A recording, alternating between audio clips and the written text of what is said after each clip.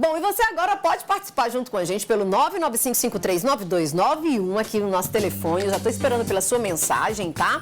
E hoje a gente vai falar sobre diástase abdominal. Gente, sofri demais com diástase abdominal. E é um tema ainda não muito conhecido pelo público em geral. Somente assim, mas quem passa por um processo gestacional. E são muitas mulheres, né?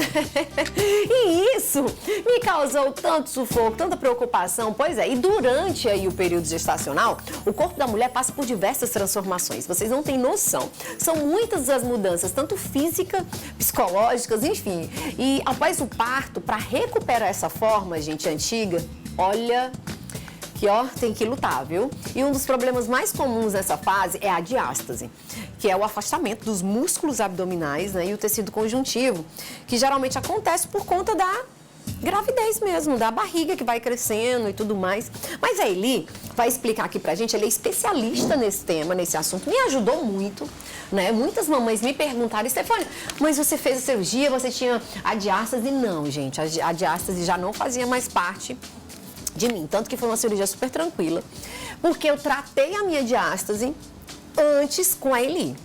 E aí muitas pessoas me perguntando, eu disse assim, vou levar pra gente falar na TV sobre essa questão da diástase. Então você que tá em casa pode participar e interagir também junto com a gente. Eli, bom dia. Obrigada bom dia. Por você estar aqui hoje junto com a gente. Eu que né? agradeço. Sei que a agenda é corrida, mas é um prazer poder te receber aqui e falar desse tema que é a recuperação da autoestima. A gente pode falar isso, né? Porque também, né? É saúde e recuperação da autoestima. As mamães que o digam aí, que passam por esse processo. Mas explica primeiro de tudo o que é a diástase. Diástase é a separação da musculatura abdominal, né? Então, as duas porções dos retos abdominais se afastam devido a um excesso de distensão na linha alba. A linha alba é um feixe de tecido conjuntivo localizado na linha média do abdômen e separa essas duas porções dos retos abdominais. E durante a gravidez, né, a diástase ela já acontece, a gente chama de diástase fisiológica. Na verdade, ela precisa acontecer para permitir a adequada acomodação do bebê, né? E à medida em que a gravidez avança, né, a diástase ela também vai avançando, a separação vai avançando. Né? Porque é para ter espaço, né? Normalmente ali por volta do segundo trimestre da gestação, isso já começa a acontecer. E fica mais evidente no finalzinho da gestação. Tem mulheres que sentem uma espécie de ardência, né, na região abdominal, então isso pode ser provocado pela diástase ali que já está, né, acontecendo, né, que já vem acontecendo e que lá no final da gestação fica mais perceptível. No pós-parto é se esperar que a diástase regrida e retorne a níveis funcionais. Tá? O que seriam os níveis funcionais? Níveis fisiológicos, porque é normal uma separação fisiológica. Então, mesmo quem não tem filhos, é normal essa separação discreta entre a musculatura abdominal, porque, como eu falei anteriormente, existe um feixe de tecido conjuntivo entre essas duas porções dos retos. Então, uma diástase de até 2 centímetros, por exemplo, é normal, né? Para todo mundo, mesmo para quem não tem filhos. Já ia perguntar isso, se a diástase era somente para quem passa por esse processo gestacional ou não? Não, essa separação anatômica, fisiológica, a gente não denomina diástase, porque ela é fisiológica. Mas uma distância, uma separação que ultrapassa 2, 3 centímetros, a gente já chama de diástase, né?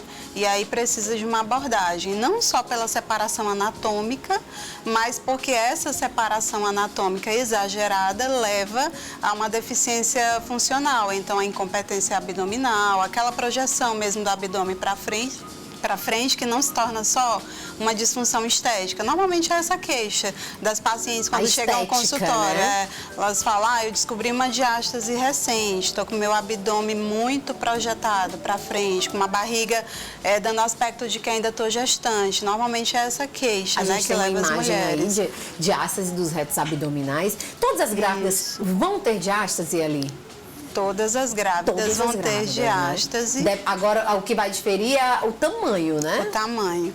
E o tamanho, ele é diretamente proporcional aos cuidados que a mulher vai ter durante a gestação, em relação a ganho de peso, a prática de atividade física. Então, esse controle de peso, principalmente, vai definir muito, né? Porque quanto mais peso a mulher ganha, mais ela vai ter, né, uma separação maior, mais significativa, né? E com repercussão funcional.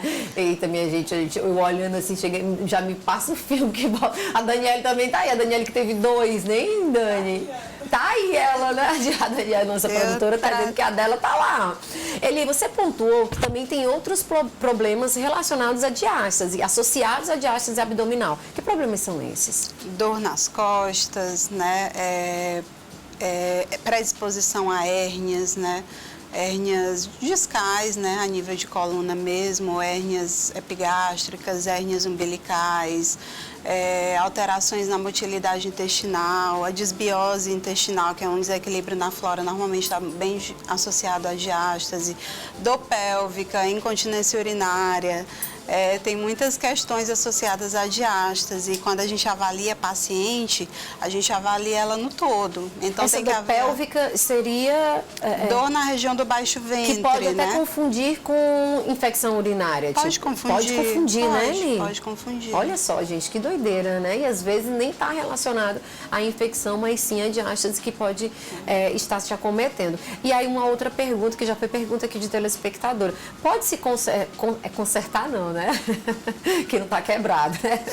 Mas pode tratar uma diástase tardia, assim, no que já tem muitos anos, Eli? Sim, é uma dúvida muito comum, né? Porque eu recebo muitas mensagens de muitas mães em pós-parto de anos, né?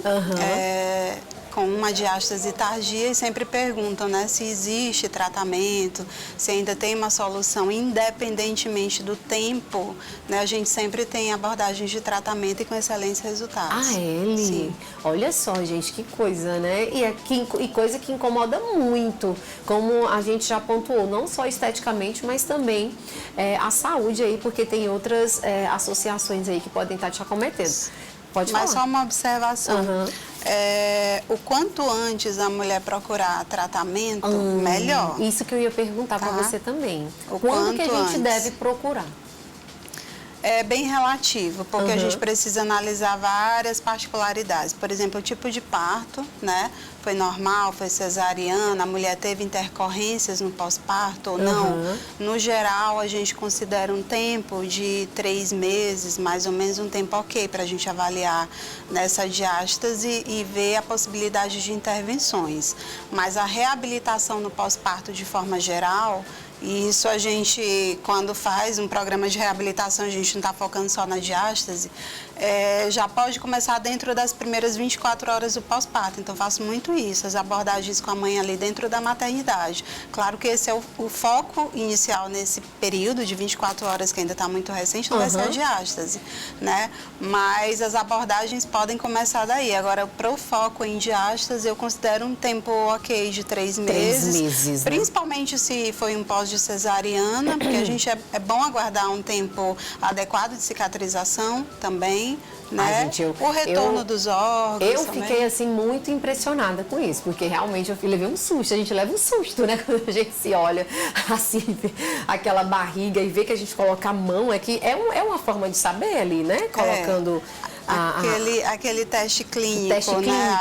Habitual, um clássico aí, que muitas mães, inclusive, quando chegam para consulta, falam, já fiz aquele teste de colocar os 2 dedos aqui na região média do abdômen, vi que entrou ali 2, 3 dedos. É um teste clínico, né, que a gente faz, mas não só ele, né? Não só ele, né? Dentro ali da consulta, na parte de exame físico, a gente precisa analisar, fora isso, a competência abdominal. Então, a gente solicita que a mulher faça alguns esforços que vão aumentar a pressão intraabdominal e observe o comportamento desse abdômen, a competência perineal, a tensão da linha alta, a funcionalidade. Daí você delimita o tempo do tratamento ali, aí a gente pode dizer que vai acabar a diástase ou não? A gente determina ali o programa de tratamento mais indicado ao caso, depois ali do exame físico, quantidade de sessões necessárias para a gente ter uma boa resposta. E o objetivo, sim, também é esse, diminuir o quanto o máximo a gente puder diminuir, mas principalmente dar esse foco para a questão da funcionalidade, porque a deficiência na função que a diástase provoca, que determina essas queixas estéticas, as dores e tal, entendeu? Não só a separação anatômica em si.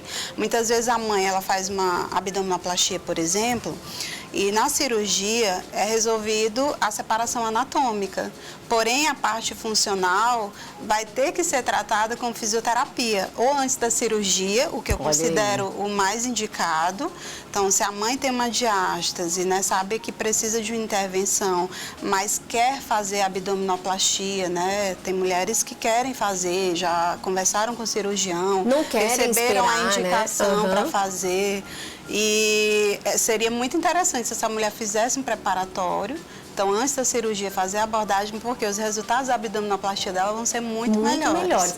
Gente, se tiver imagens aí, vocês podem estar dividindo a tela e colocando. Inclusive, eu até lembrei aqui de uma grande famosa, que ela fez todo o processo de cirurgia, que é a Bianca Boca Rosa, né? Sim. E aí as pessoas estavam falando da barriga dela. E ela pegou, ela encheu o saco e disse, gente, vocês não sabem o que é, não, é diástase isso aqui. Eu tive filho, mas eu não me incomodo, pra mim tá tudo bem. Então, ela não tratou a diástase e fez uma cirurgia. Ele pode também? Pode. Eu não sei se foi o caso exatamente da Bianca, se ela permaneceu realmente com uma diástase, porque ela tem um percentual de gordura muito baixo. E se você olhar uma imagem, só um vídeo, você não tem como dizer que aquilo é uma diástase. Então, pelo percentual baixo de gordura que ela tem, pode dar o aspecto de diástase, mas na verdade ela não tem. A gente sabe que ela faz atividade física, antes da gestação ela já cuidava bem do abdômen, então pode ser que ela não tenha, ou que tenha feito uma correção e que aquela barriga ali dela deu aspecto de diástase por conta do percentual pequeno de gordura. Ó, a gente tá vendo imagens ali, aí são testes, né? Olha, aí é uma barriga incompetente. Eu lembro porque a minha tava totalmente incompetente. Aí é um teste de incompetência de competência abdominal, né? Demonstrando ali naquela imagem anterior um sinal clínico de incompetência. E aí eu estou avaliando a tensão na linha alba. Percebe que os dedos afundam muito fácil. A linha alba sem tensão quase nenhuma, né? Nessa região, principalmente na região ali do umbigo para cima, onde ela tem uma diástase maior. E aí um teste de funcionalidade, né? Essa funcionalidade, né? Ele, tipo, o abdômen ele não tem força, né? Naquela imagem anterior em que é solicitado aí o abdominal convencional, por exemplo, flexão de tronco, você percebe que ela projeta o abdômen para cima. A gente está recebendo fotos de telespectadoras, olha só, ele dá uma olhadinha aqui. Não dá pra gente mostrar muito, porque a foto tá assim um pouco embaçada, né? Quando chega nesse estágio, ainda tem como fazer alguma coisa? Dá para ajudar de alguma forma? Olha, olhando essa imagem, eu não tenho como falar que essa paciente tem diástase. Isso que eu tava falando. Muito provavelmente... ela tá dizendo, Stefânia, eu tô sofrendo demais com diástase. Muito provavelmente, não dá para mostrar, mas eu tô mostrando aqui para nossa profissional. Isso, dá para perceber esse abaulamento aqui na região. Um abaulamento na região, né, gente? Ela mandou aqui pra gente, não dá para mostrar muito bem, né? Ela tá falando aqui que ela tem e já foi diagnosticada com a diástase, né? Diz pra gente quanto tempo que você tem essa sua diástase aqui, pra gente também tá aqui compartilhando. Quanto tempo de pós-parto? Quanto tempo de pós-parto, né? E ela tá dizendo que tem problemas do intestino, pode causar, né? Pode, tem total relação, e a gente precisa abordar isso também, né? Tem como prevenir ali? Não tem, né? A prevenção é você fazendo controle de peso, principalmente, e atividade física. Então, aquele velho combo que a gente já conhece, que serve para tudo, na verdade. Alimentação, atividade física. Gente, essa intervenção, Eli, eu também usei bastante essa intervenção, né? Isso é um taping para diástase. Existem diversas modalidades de taping, né? Essa aí é uma delas, é a que eu mais utilizo. O taping para diástase, eu sempre oriento as pacientes, né, realizarem em casa alguns exercícios, a tarefinha de casa que eu sempre falo. E o taping associado aos exercícios ajudam muito, né? Então, normalmente eu finalizo com ele, mas tem outras formas de taping também que eu costumo associar. Associar, né? Ela tá dizendo, Stefânia, eu tô muito sedentária, sofri muito durante a gravidez e no pós-parto. Olha só, olha, alerta ligado. Já tem 10 anos e ela tá perguntando se ainda assim pode fazer alguma coisa sem ser somente a cirurgia. Aí com também certeza. Já venho com outra pergunta. Só a cirurgia pode fechar totalmente a diástase ali? A cirurgia, ela só corrige a anatomia, como eu falei, né? Então, é comum das pacientes, às vezes, fazerem uma abdominoplastia e aí corrige aquele excedente de pele flácida e remove uma gordurinha e o músculo é suturado. porém a paciente evolui no pós-operatório com o abdômen abaulado. Às vezes elas chegam e relatam assim, mas eu fiz uma cirurgia, não era para o meu abdômen ficar sequinho, para minha barriga ficar sequinha, por que eu estou com esse abdômen abaulado? Porque o médico, ele não consegue mexer numa musculatura flácida, por exemplo. Entendi. Então, isso precisa ser trabalhado. Se essa mãe, né, essa mulher, ela não trabalhou isso antes da cirurgia, ela precisa trabalhar depois com fisioterapia especializada. A gente consegue, sim, obter boas respostas depois da cirurgia também. Gente, coloca o Instagram da Eli aí pro pessoal de casa já também acompanhar. Ele tá sempre colocando dicas e até exercícios que você pode estar fazendo em casa também para te ajudar. E aí já tem outra pergunta aqui, ela também ainda continua mandando mensagem, mas tem a pergunta da telespectadora aqui que tá grávida e tá perguntando se a diástase pode fechar sozinha. Ela pode ter uma resolução espontânea, é de se esperar que isso aconteça no pós-parto. Só que, infelizmente, não é o que acontece na maioria das mulheres, né? A literatura até cita um percentual de 50%, 60% de mulheres em que essa resolução espontânea não acontece. Então, por isso que a gente precisa avaliar, né, e averiguar a possibilidade de tratamento. Ó, ela tá dizendo aqui, Stefânia, eu me sinto super mal, me pergunta se eu tô grávida. Desenvolveu ansiedade e depressão por conta da barriga e já tem uma hérnia umbilical. Então tem muita coisa envolvida aí, né? Eli, pra gente finalizar, dica pro pessoal de casa, né? Vamos de dica, exercícios físicos e exercícios que a gente pode estar fazendo também em casa? Exercícios que você pode estar fazendo em casa é controverso, porque a gente precisa primeiro passar por uma avaliação profissional. Boa, não vai fazer essas coisas da internet, nada né? Disso. Então é importante a gente frisar essa questão, porque muita gente hoje se guia por vídeos na internet, e isso é muito perigoso. Pode até piorar, né? O hipopressivo, por exemplo, é uma das abordagens de exercício, não é o único. Então, a gente não pode falar que tratamento para diástase se baseia só em hipopressivo, não, tá? São hipopressivos, mas outros exercícios, né, específicos, assim, de fortalecimento, que as pessoas olham na internet e dizem, eu vou fazer aqui em casa para ajudar. E às vezes piora. É bem perigoso, porque eu já vi muitos casos, muitas situações que pioraram. Então, tem toda uma técnica específica adaptada para aquele paciente, tá? Mesmo se ele tiver indicação, então por isso que a orientação e o acompanhamento por um profissional é essencial. Só para finalizar, acho que é importante a gente falar sobre abdominais, né? Então, é meio polêmico essa questão, porque existem muitas informações erradas também a respeito e condenando o abdominal, né, para pacientes com diástase. Eu demorei um tempão para fazer abdominal.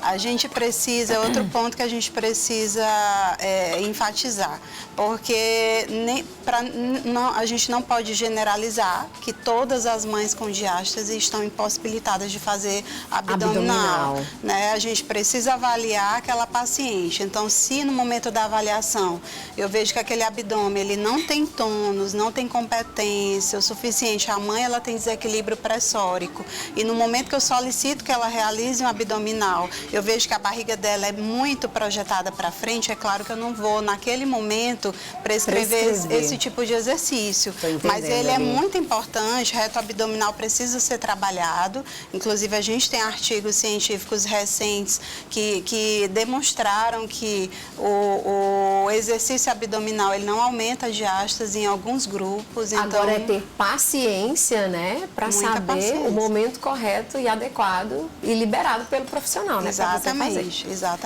Bom, gente, tá aí. A gente compartilhou com você o Instagram da Eli, tá? Se você quiser saber mais, entender um pouco mais também, é super importante. E a gente compartilha aí com você de casa. Coloca aí, meninos, também pro pessoal. Eli, muito obrigada por você estar aqui hoje junto comigo, tá bom? Eu que agradeço. Trazendo informações tão importantes. Tá aí, ó, fisioterapeuta Eli Abreu. Tá certo, gente? Se você quiser entender um pouco mais e, quem sabe, se curar, né? Aí ajudar e a melhorar a autoestima e a saúde, fala com ele. Obrigada, Eli.